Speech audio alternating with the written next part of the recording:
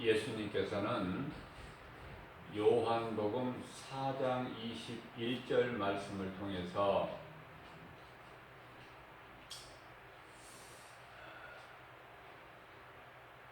이 산에서도 말고 예루살렘 성에서도 말고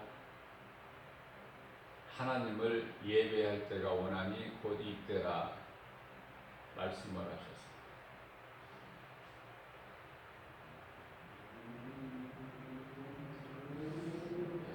하나님을 예배하는 데 있어서 어떠한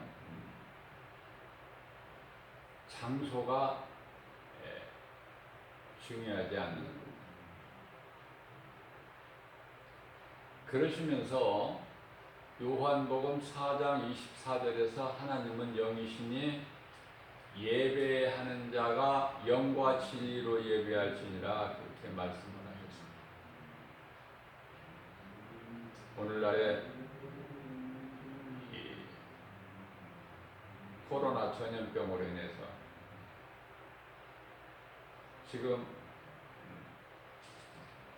교회에 모이는 것을 좀 자제해달라고 정부에서 권면을 하고 있습니다. 그럼에도 불구하고 예배는 생명이기 때문에 교회에서만 모여서 예배드려야 된다 이렇게 말하는 목사들이 있어요. 하나님을 모르기 때문에, 하나님 말씀을 모르기 때문에, 다시 말하면은 하나님의 그 기뻐하시는 뜻을 모르기 때문에 그래요. 자꾸 어디에 매이려고 그래. 우리는 자유하게 누려야 되는데 아무 곳에서나 하나님은 계시고 또 믿는 자가 하나님을 예배할 수가 있으니 사람이 지은 건물 안에 하나님이 계시는 게 아니에요. 생각을 바꿔야 되죠. 그래서 지금까지 정말 몸과 마음을 다하여 하나님을 예배하는 자들은 지금 처한 상황에서 더 겸손히 하나님을 바라보게 되죠.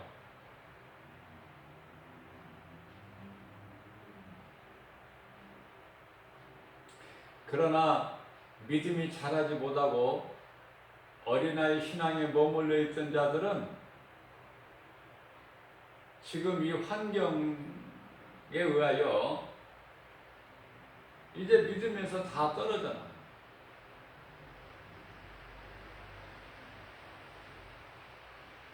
그토록이나 그동안에 설교하면서 믿음이 자라야 된다.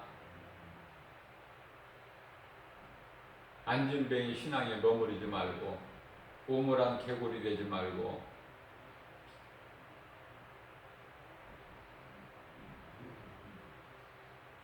하나님의 은혜로 말씀의 능력으로 내가 믿음으로 말씀을 들을 때 성령이 임하니 성령을 받아야 믿음이 자라고 성령을 받아야 말씀을 들을 때 읽을 때 깨달아져요. 아무에게나 말씀이 깨달아지는 것이 아니라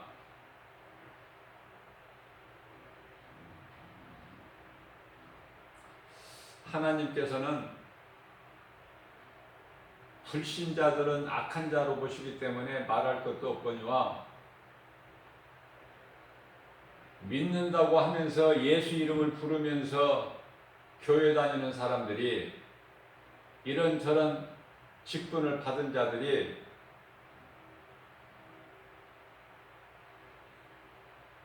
거짓되게 어떠한 미신적 종교 생활을 하고 있는 자들을 더 가증히 여기시는 거예요. 가증히. 토해버리시는 거야. 저는 그렇게 생각해요. 불신자는 말할 것도 없고 하나님을 믿지 않고 모르니까. 근데 더 가증한 것은 거짓되게 행하는 자, 하나님의 이름을, 거룩한 이름을 욕되게 하는 자, 망령되이 일컫는 자.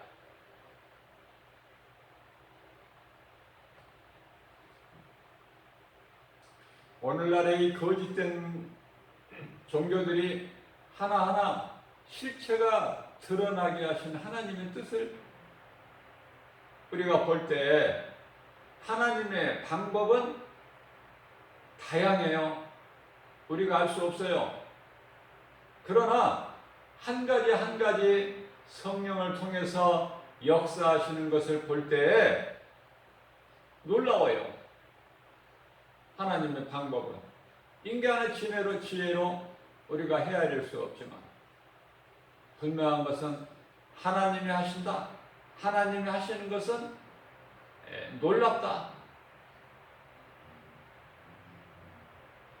오늘날에 이제 마지막 때가 되어서 사랑이 식어져 있고 식어져 가고 있죠. 그것은 크게 보면 하나님 사랑과 이웃 사랑이 없어요.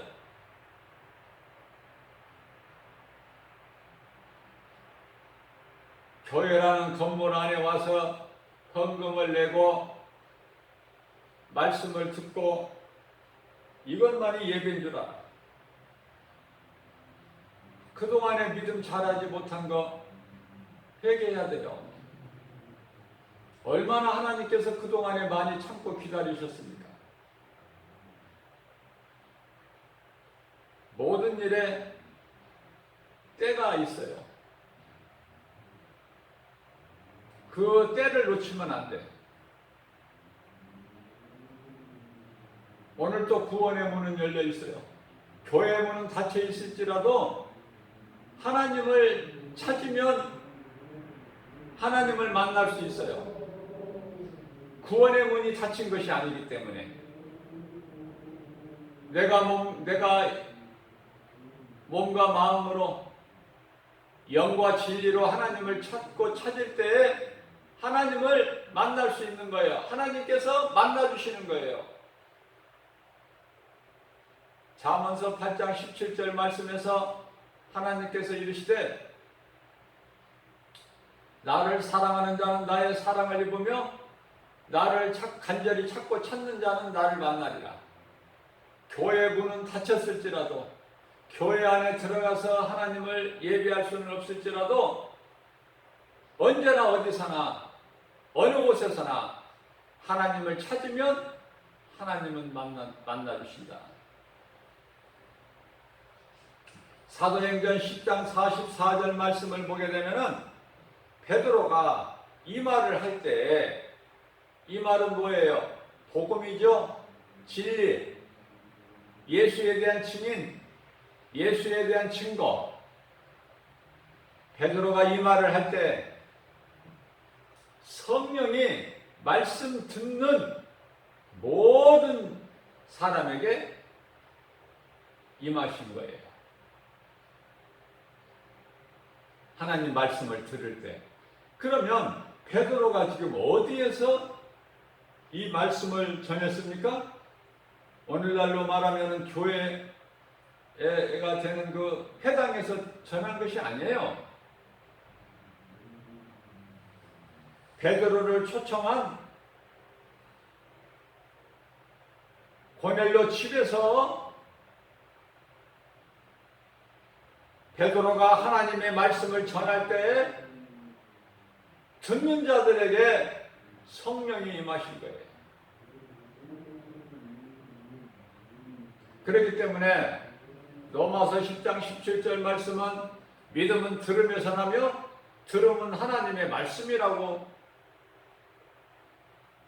기록되어 있습니다. 하나님 말씀 듣는 것이 이와 같이 중요해요.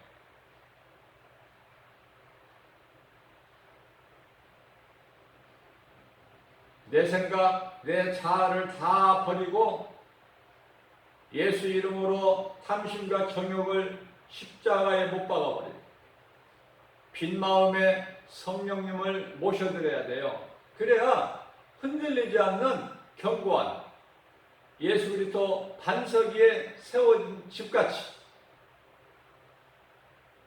흔들리지가 않아요. 갈등하지가 않고 건강하게 그 신앙의 뿌리가 내려질 수 있는 거예요.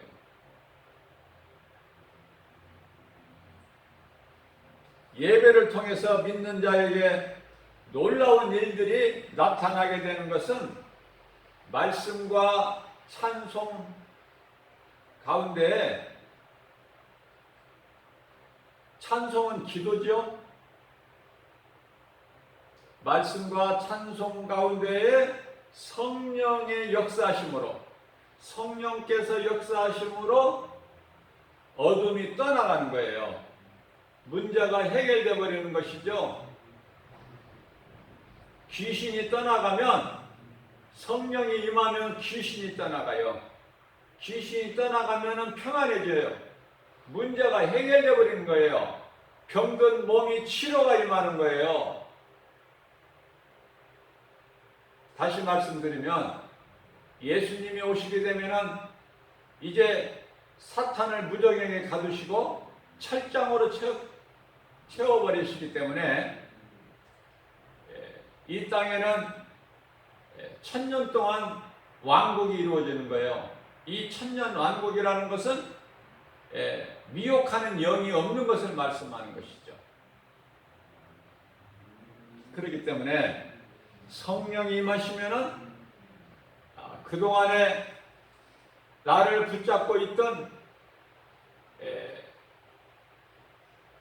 의심마귀 불신앙의 저주가 떠나가는 거예요.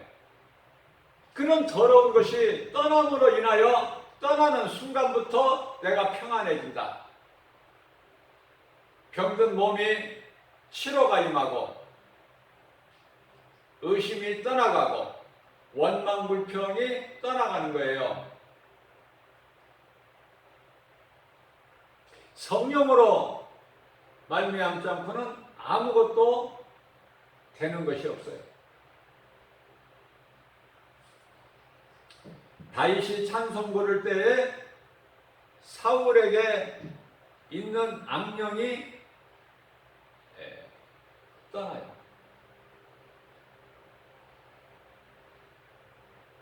그러면 어떻게 됩니까?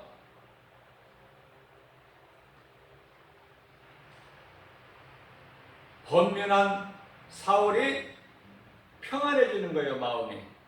그토록엔 아픈 머리가 맑아지고 깨끗해지는 거예요. 찬송보다 더 좋은 기도는 없다. 기도할 줄 모른다 하는 사람들, 찬송은 부를 수 있잖아요. 찬송의 그 곡절을 모르게 되면은 그냥 가사만 읽으면은 좋은 기도가 돼요.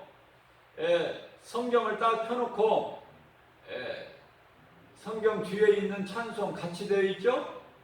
물론 따로 되어 있는 것도 있지만은 대부분이 성경이 하나님 말씀 뒤에가 있어요. 찬송이 성경 뒤에가 있어요. 그 찬송을 이렇게 한번 가사를 읽어보세요. 놀라운 일이 나요. 그보다 더 좋은 기도가 없어요. 그냥 읽기만 하면 돼요.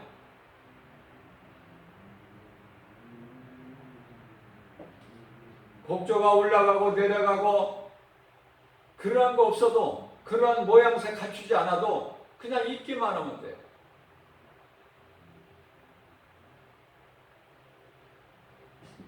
내가 읽을 만큼 읽고 끝에 가서 나를 구원하신 예수 그리스도 이름으로 기도합니다. 그러면 좋은 기도가 되는 거예요. 그러한 찬송을 부를 때, 찬송 가사를 읽을 때, 좋은 기도가 드려질 때 하나님께서 기도하지 못하는, 기도할 줄 모르는 나에게 그 기도의 흐름을 이렇게 잡아주셔요.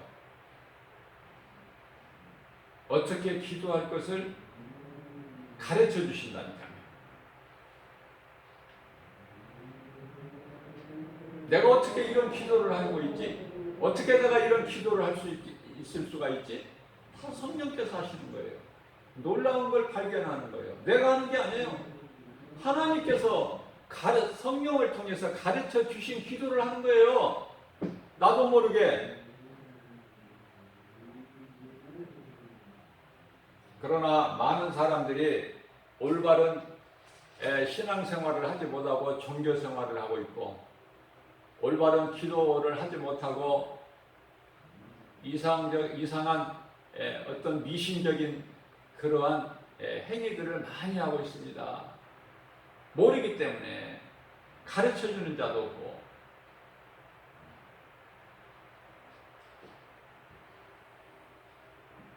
그래서 복음을 가르치는 정말 성경적인 교회에서 신앙생활하는 것이 그것도 참으로 복이에요.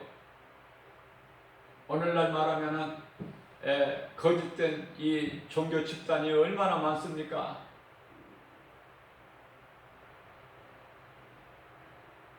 모르고 들어갔다가 거기에 물들어 버린 거야. 나오기도 힘들어 이제. 왜? 그 거짓이 진리인 줄 알고 있거든. 지금까지 쌓아 올린 공든탑을 무너뜨리기가 그렇게 쉽습니까? 몇 년 아니 몇십 년을 쌓았는데 예수의 이름으로 떨쳐버려야 돼요. 다시 시작해야 돼.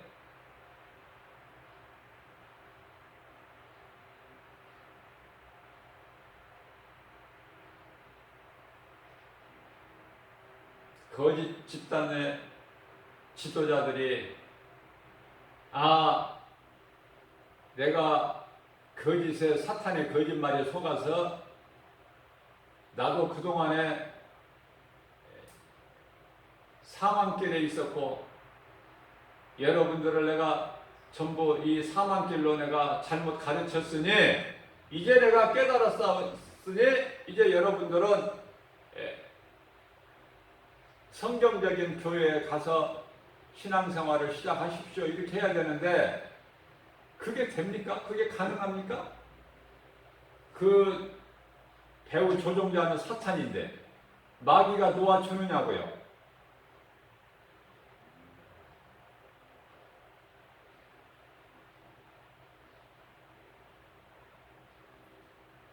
마귀가 도와주는 날은 없어. 그렇기 때문에 내가 스스로 깨닫고 거기에서 벗어나야 돼요. 거기서 빠져나와야 돼. 살려면.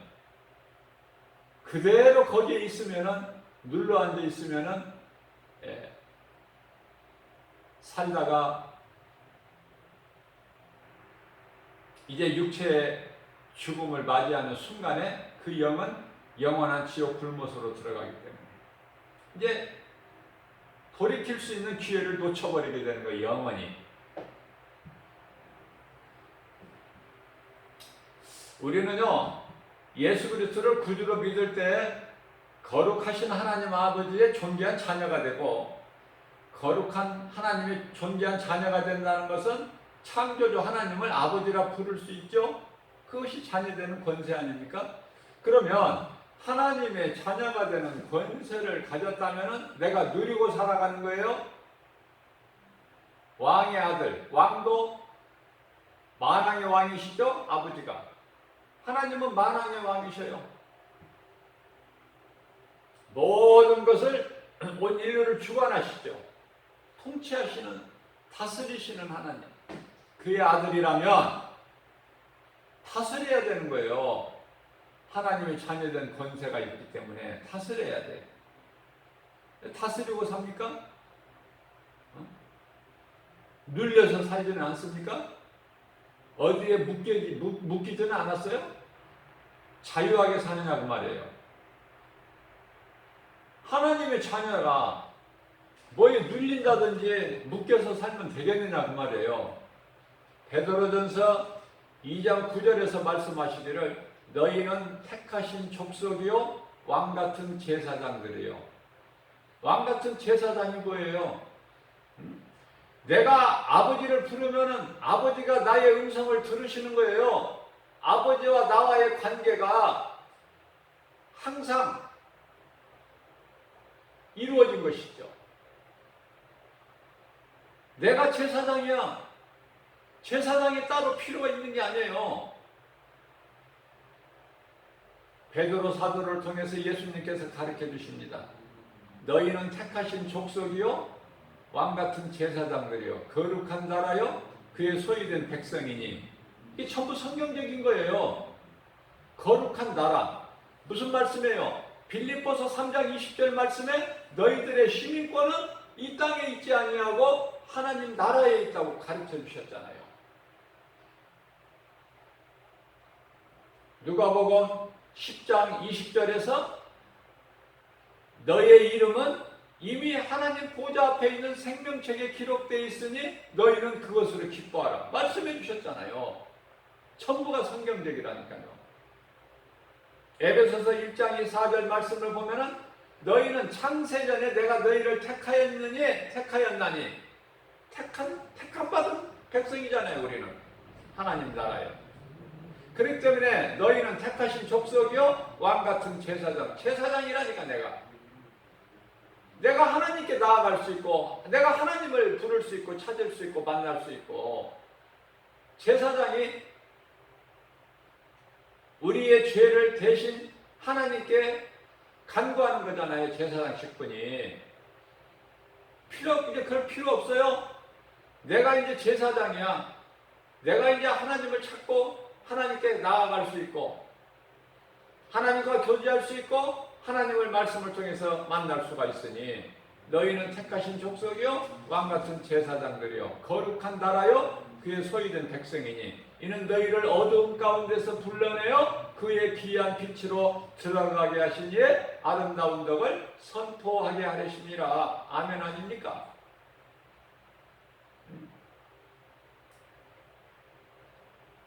이러한 하나님의 자녀된 권세를 다 잊어버리고 놓치고 있어요. 누리지를 못해요.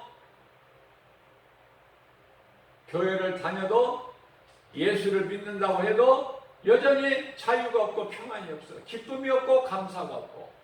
아니 하나님을 안 믿는 세상 사람들보다 더해. 세상을 사랑하기를.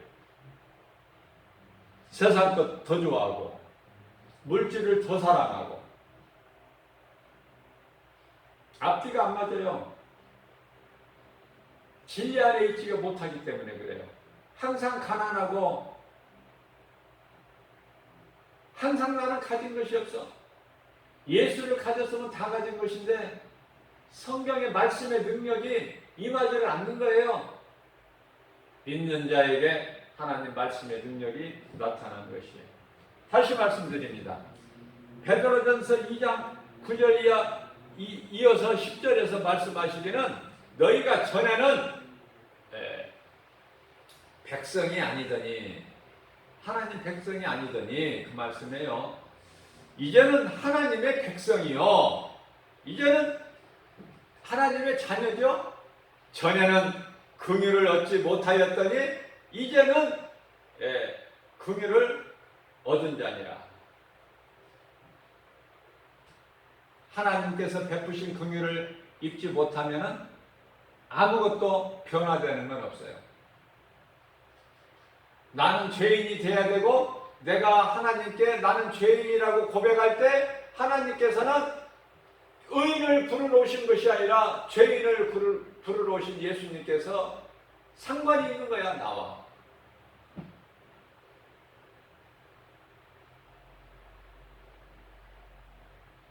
마태복음 9장 13절 12절 13절 말씀이죠. 내가 죄인을 부르러 왔지 의인을 부르러 온 것이 아니다. 내가 죄인이 아니다 깨끗한 자라는 사람은 예수님과 아무 상관이 없어요.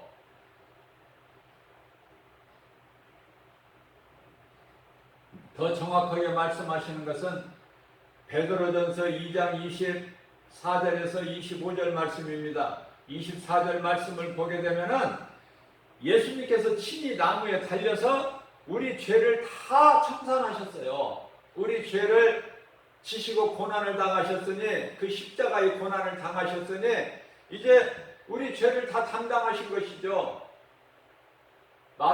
마태복음 8장 17절에서 우리 연약함과 질병까지도 다 짊어지셨다 말씀하고 계셔요. 자, 이제 우리는 이 예수님께서 십자가에 달리신 것은, 고난 당하신 것은 우리 죄를 담당하신 것인데요. 이제 우리로 하여금 죄에 대하여 죽고, 이제 의에 대하여, 예수 그리스도를 구주로 믿는 믿음이죠. 의에 대하여 살게 하려 하심이니라, 그렇게 말씀하시면서 이어서 25절 말씀에서는 전에는 너희가 양과 같이 길을 잃어버린 자였더니 이제는 감독자 대신, 목자와 감독자 대신 주께 돌아왔다고 말씀하고 계세요. 이게 하나님의 은혜입니다.